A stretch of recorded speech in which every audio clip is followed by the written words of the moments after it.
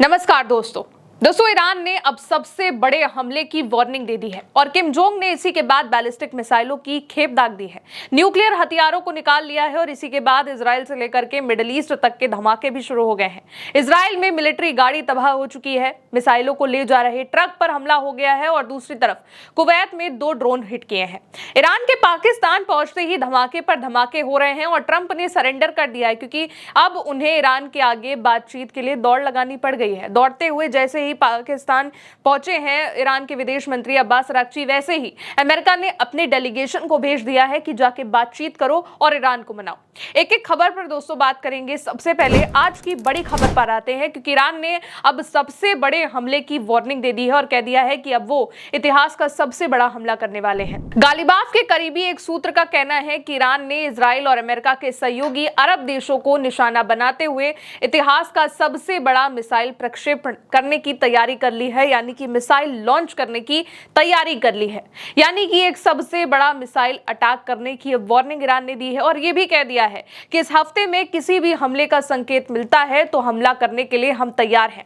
Mohammad बागेर Ghalibaf के करीबी के एक सूत्र का कहना है कि ईरान के आसपास अमेरिका और इजराइल सैन्य तैनाती अब बढ़ती जा रही है और इसीलिए उन्होंने वार्निंग दी है कि ऊर्जा स्थलों को निशाना बनाकर अचानक बड़े पैमाने पर हमला हो सकता है। उनका दावा है कि ईरान किसी भी हमले की स्थिति में तत्काल और जोरदार जवाबी कार्रवाई के लिए तैयार है, जिसमें इजराइल और मिडिल ईस्ट के तेल बुनियादी ढांचों पर हमले भी शामिल हो सकते हैं। दूसरी खबर पर आते हैं दोस्तों। दूसरी सबसे बड़ी खबर यह है कि अमेरिका के दर्जनों विमान इस वक्त मिडिल ईस्ट में एक के बाद एक पहुंचने शुरू हो गए हैं। मिडिल ईस्ट में अमेरिका के विमानों ने उतरना शुरू कर दिया है। खबर आपके सामने है दोस्तों। अमेरिका युद्ध की तैयारी में है क्योंकि संयुक्त अरब अमीरात के अल दाफरा हवाई अड्डे पर उसने अपने फाइटर जेट उतारने शुरू कर दिए हैं। 12 F/A-18 लड़ाकू विमानों के साथ साथ कम से कम 7 हवाई ईंधन भरने वाले टैंकर यानी कि एयर रिफ्यूलिंग टैंक्स वाले जो भी प्लेन है वो और एक C-17 मालवाहक विमान तैनात हो चुका है, जबकि अमेरिका खुद ही सीज फायर का ऐलान कर चुका है। मिडिल ईस्ट में अब कुछ बड़ा करने के फिराक में अमेरिका दिखता हुआ जा रहा है, इसीलिए भी क्योंकि खबर यही है कि उसने रातों रात 21 रिफ्यूलिंग एयरक्राफ्ट तेल अवीव में उतारे हैं और अमेरिकी पत्रकार ने इसको लेकर लिखा है कि ये रूटीन स्टॉपेज नहीं है, युद्ध की तैयारी में अमेरिका पहुंच चुका है और दशकों के बाद अमेरिका ने खाड़ी में 21 से भी ज्यादा वॉरशिप उतार दिए हैं। फॉक्स न्यूज ने अमेरिका के इन वॉरशिप की लोकेशन को भी लीक कर दिया है। दोस्तों अब जो लोकेशन सामने आई है वो भी बताएंगे आपको। असल में अमेरिका ने ईरान को घेरने के लिए 21 भारी युद्धपोत तैनात किए हैं, जिसमें aircraft carrier, guided missile destroyer, assault ship हैं, जिसमें USS त्रिपोली शामिल है और लगभग 10 युद्धपोत अरब सागर और स्ट्रेट ऑफ हॉर्मुज के पास हैं।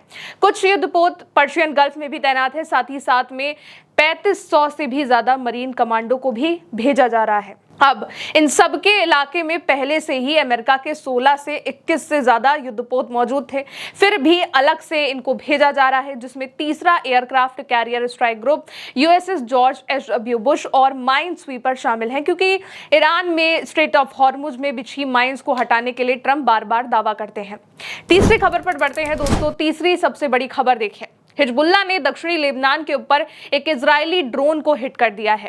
टायर से प्राप्त इस फुटेज से पता चल रहा है कि एक दूसरा हर्मेस 452 ही ड्रोन मार गिराया है।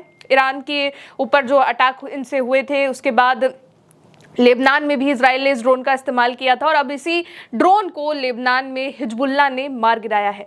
इसके अलावा खबर दोस्तों ये भी है कि अब लगातार लेबनान अटैक करने के उसमें बन चुका है। लगातार लेबनान अटैक कर रहा है और इजराइल पर एक साथ 5 मिलिट्री ऑपरेशन लॉन्च हो गए हैं। 24 घंटे इजराइल पर ताबड़तोड़ हमले किए गए हैं। रॉकेट से अटैक किया गया है, मिसाइल से अटैक किया गया है, ड्रोन से अटैक किया गया है और इसने खतरनाक वीडियो भी इसके सामने आए हैं। पूरे मिलिट्री बेस को इजराइल के हिजबुल्लाह ने उड़ा दिया है। इजरायली मिलिट्री के हथियार खाने पर, इजराइल के मिलिट्री टैंकर पर अटैक कर दिया और इसके अलावा अब इजराइल के हमवी पर भी हिजबुल्लाह ने अटैक कर दिया है। दोस्तों इजराइल की सेना IDF अमेरिका के बनाए गए हमवी यानी कि SMMWV यानी कि high mobility multipurpose wheeled vehicle का यूज करती है। इन्हें ORF भी कहा जाता है और ये मिसाइलों को ले जाने के लिए एक व्हीकल होता है। साथ ही इसके अलावा ये हमले में घायल सेना के जवानों को भी ले जाने के लिए इस्तेमाल किया जाता है और इस पर अब हिजबुल्लाह ने भयंकर अटैक कर दिया है। वीडियो सामने है आपके। जैसे ही ये ट्रक वहां से निकलता है अपनी मिसाइलें भर के इजराइल का, वैसे ही हिजबुल्लाह इस पर ड्रोन दाग देता है, अटैक कर देता है, जिसका वीडियो रिलीज किया गया है। लेबनानी इस्लामिक प्रतिरोध आंदोलन की ओर से इस वीडियो को दिखाया गया है और बताया गया है कि कैसे वो अटैक कर रहे हैं। इसमें लेबनान के कुनेत्रा शहर में इजरायली हमवी पर एफपीवी ड्रोन से अटैक किया गया है। और ये एफपीवी ड्रोन सस्ता जरूर है दोस्तों, लेकिन फिर भी इजराइल के बड़े बड़े मिलिट्री टैंक पर अटैक कर रहा है। और अब इजराइल के हमवी पर अटैक किया गया है, जिसमें मिसाइलों को ले जाया जाता है, सेना को ले जाया जाता है। लगातार इजराइल के हमले का जवाब लेबनान की ओर से, खासकर हिजबुल्लाह की ओर से इस तरीके से दिया जा रहा है। चौथी खबर देखें दोस्तों, अब मिडिल ईस्ट में अटैक की तैयारी शुरू हो गई है। ये बात ईरान ने कही ही थी कि अब अटैक भी शुरू हो चुका है। खबर देखिए, चौथी सबसे बड़ी खबर आपके सामने है। मिडिल ईस्ट में अटैक शुरू हो गया है। कुवैत के उत्तरी बॉर्डर पर ड्रोन अटैक हुआ है और 2 नॉर्दर्न लैंड बॉर्डर पोस्ट पर एक्सप्लोजिव ड्रोन से हमला हुआ है। हमले इराक की तरफ से लॉन्च किए गए बताए जा रहे हैं और इस हमले के बाद सिग्निफिकेंट मटेरियल डैमेज यानी कि भयंकर क्षति हुई है। कतर ने, सऊदी ने भी इसको लेकर कंडेम किया है कि कुवैत में ड्रोन अटैक हुआ है और कुवैत की सेना ने इसको आक्रामक कार्रवाई यानी कि एक्ट ऑफ एग्रेशन बताया है। कहा है कि ड्रोन फाइबर ऑप्टिक के जरिए गाइड किए गए थे। ईरान ने मिडिल ईस्ट के कई देशों को वार्निंग भी दी थी दोस्तों, और अब ये अटैक शुरू हो चुके हैं। कुवैत में ये अटैक हो गया है। पांचवी खबर पर बढ़ते हैं दोस्तों। पांचवी खबर देखिए, ईरान के विदेश मंत्री अब्बास अरागची इस्लामाबाद पहुंच चुके हैं और इस्लामाबाद दौरे के दौरान पाकिस्तान के आर्मी चीफ आसिम मुनीर से उन्होंने मुलाकात करी है, शहबाज शरीफ से मुलाकात करी है और लगातार पाकिस्तान की डेलीगेशन से अब्बास अरागची मिल रहे हैं। ये मुलाकात एक ऐसे वक्त पर हो रही है जब पाकिस्तान लगातार अमेरिका और ईरान के बीच सीज फायर बढ़ाने की बात कर रहा है। दूसरी सीज फायर की मीटिंग इस्लामाबाद में होनी थी, लेकिन ईरान ने कुछ भी क्लैरिफिकेशन नहीं दिया और ये मीटिंग टल गई। अब अब्बास अरागची एक साथ पाकिस्तान पहुंचे हैं और उनके इसके साथ वो ओमान भी जाने वाले हैं, रशिया भी जाने वाले हैं, लेकिन उससे पहले वो पाकिस्तान पहुंच गए हैं और पाकिस्तान में बातचीत के लिए वहां पर बैठे दिखाई दे रहे हैं। ईरान के विदेश मंत्री अब्बास अरागची जब पाकिस्तान में पहुंचे हैं तो पाकिस्तान की ओर से भी स्टेटमेंट आया हुआ है और पाकिस्तान की ओर से इसमें कहीं पर भी ये नहीं कहा गया है कि वो यहाँ पर अमेरिका से बातचीत के लिए आए हैं और अब्बास अरागची ने भी बातचीत से मना कर दिया है। अब्बास अरागची के इस्लामाबाद पहुंचने के बाद पाकिस्तान के विदेश मंत्रालय ने जो बयान जारी किया है, इसमें ईरान और अमेरिका के बीच किसी भी बैठक का जिक्र नहीं किया गया है। इससे पहले ईरान के विदेश मंत्रालय ने भी साफ कहा था कि अरागची की इस्लामाबाद जो यात्रा है उसके दौरान अमेरिका के साथ किसी बैठक की कोई योजना नहीं है, पर ट्रंप ने अपने दामाद को इस्लामाबाद भेज दिया है। खबर यही है दोस्तों कि हो सकता है जेडी वेंस भी इस्लामाबाद पहुंच जाए अगर बात होती है तो। ट्रंप ने अपने दूत स्टीव विटकॉफ को और दामाद जेरेड कुशनर को ईरान के साथ बहुत ही बड़ी बातचीत करने के लिए पाकिस्तान भेजा है। दोनों पाकिस्तान के लिए रवाना होने वाले हैं। हालांकि अमेरिकी उपराष्ट्रपति जेडी वेंस इस बातचीत के लिए पाकिस्तान अभी नहीं है, उन्हें स्टैंड बॉय पर रखा गया है। ट्रंप कह रहे हैं कि उन्हें ईरान की तरफ से ऑफर भी मिला है, लेकिन उन्हें अभी तक इसकी पूरी जानकारी नहीं है, ये भी ट्रंप कह रहे हैं। जब उनसे पूछा गया कि अमेरिका किसके साथ बातचीत कर रहा है तो उन्होंने साफ जवाब नहीं दिया और इतना ही कह दिया कि वो उन लोगों से बात कर रहे हैं जो इस वक्त सत्ता में है। ट्रंप ने यह भी बताया कि अगले हफ्ते जब ब्रिटेन के किंग चार्ल्स अमेरिका आएंगे तो वो उनके साथ भी ईरान के मुद्दे पर चर्चा करेंगे। और अब पाकिस्तान में इस वक्त अब्बास अरागची मौजूद हैं और खबर यह भी है कि अमेरिका का डेलीगेशन भी इस्लामाबाद पहुंच रहा है। छठी खबर देखते हैं दोस्तों। समुद्र में भी अमेरिका कुछ खास उखाड़ नहीं पाया है, क्योंकि खबर आपके सामने है। छठी सबसे बड़ी खबर, खाड़ी में 40 से भी ज्यादा कंटेनर जहाज अभी तक फंसे हुए हैं। लॉयड्स लिस्ट की एक रिपोर्ट बताती है कि दुनिया की 10 सबसे बड़ी कंटेनर शिपिंग कंपनियों के 43 कंटेनर शिप्स अभी भी मिडिल ईस्ट में खाड़ी में फंसे हुए हैं। शिपिंग उद्योग की पत्रिका लॉयड्स लिस्ट के मुताबिक ईरान के साथ युद्ध शुरू होने के बाद से और अभी तक इस क्षेत्र में वो अपनी जो सेवाएं हैं वो निलंबित कर चुके हैं, जिसकी वजह से ग्लोबल व्यापार में काफी देरी और लागत में वृद्धि हुई है। और लॉयड्स लिस्ट ने यह भी कहा है कि CMA, CGM, कॉस्को, हपार्ड लॉयड और MSC से संबंधित कुछ जहाज जो हैं वो सुरक्षित रूप से निकल पाए हैं, लेकिन MSC के 2 जहाज को ईरान ने जब्त भी कर लिया है। ये उस वक्त की बात है दोस्तों जब ईरान ने कहा था कि स्ट्रेट ऑफ हॉर्मुज पर बिना उसकी परमिशन के कोई जहाज नहीं निकलेगा। इसी के बाद ईरान ने 2 जहाज़ों को अपने अंडर कंट्रोल किया था, कब्जा किया था और ये उसी की बात है। ऐसा इसलिए भी है क्योंकि बिना ईरान के परमिशन से एक भी शिप यहाँ पर रास्ता पार नहीं कर रहा है।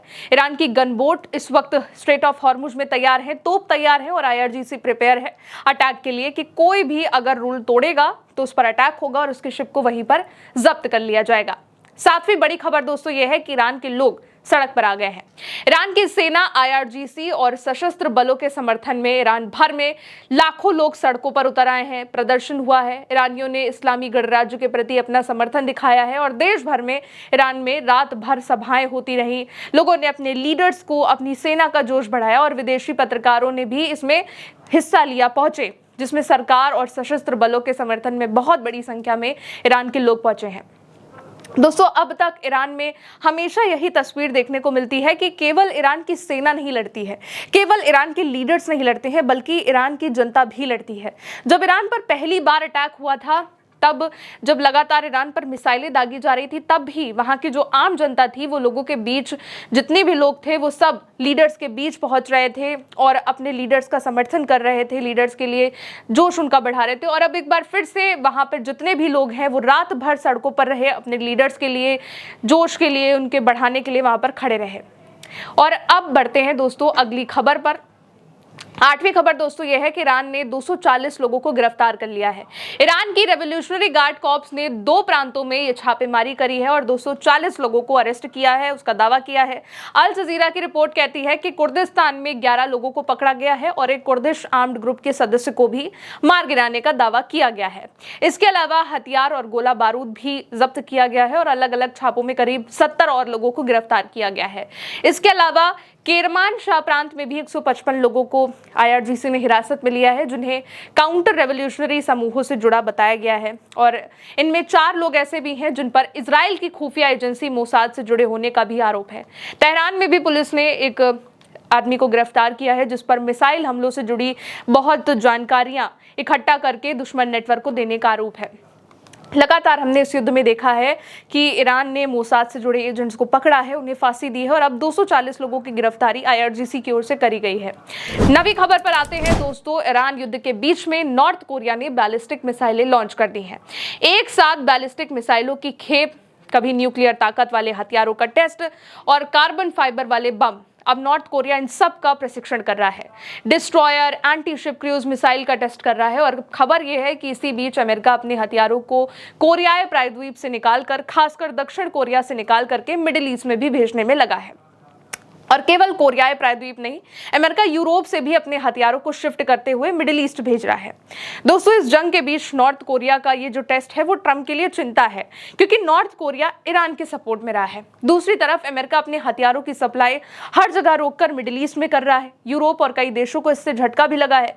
दक्षिण कोरिया ने इस पर चिंता भी जताई थी कि एक तरफ उत्तर कोरिया है, नॉर्थ कोरिया है, जो लगातार बड़ी बड़ी मिसाइलों का टेस्ट कर रहा है, न्यूक्लियर पावर वाली अपनी ताकतों वाली चीज़ों का टेस्ट कर रहा है, लेकिन अमेरिका जो है वो नॉर्थ कोरिया के ऊपर ध्यान नहीं दे रहा है और दक्षिण कोरिया से अपने हथियारों की सप्लाई को शिफ्ट करके अब वो मिडिल ईस्ट में भेज रहा है। लेकिन अमेरिका ने इसको लेकर जवाब दिया है कि पूरा थार्ड सिस्टम अभी कोरिया में ही है, सिर्फ कुछ गोले, मुनिशंस और रडार संबंधी चीजें ही शिफ्ट करी गई हैं। अब आखिरी और 10वीं खबर पर आते हैं दोस्तों। इजराइल के जहाज को जब्त कर लिया गया है। सोमालिया ने पहले वार्निंग दी थी कि बाब अल मंदेब स्ट्रेट को वो बंद कर देंगे इजराइल के लिए और इजराइल के शिप्स पर बैन लगा देंगे। और अब खबर ये भी आ चुकी है कि इजराइल के शिप को उन्होंने अपने कब्जे में ले लिया है।